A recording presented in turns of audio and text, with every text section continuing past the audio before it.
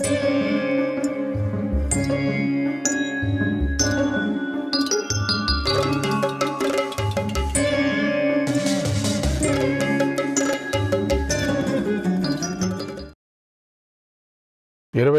అధ్యాయం. బ్రాహ్మణ వేషంలో ఉన్న శ్రీకృష్ణుడు జరాసంధుడు అడిగిన ప్రతి ప్రశ్నకు సమాధానం చెప్పాడు. 2 రకాల అర్థాలు వచ్చే మాటల్లో తాము వచ్చిన కారణాన్ని కూడా చెప్పాడు. జరాసంధుడికి కృష్ణుని మాటలు అర్థం కాలేదు. వారితో ఇలా అన్నాడు: ఓ బ్రాహ్మణులారా, నేను మీతో యుద్ధం చేయాలా?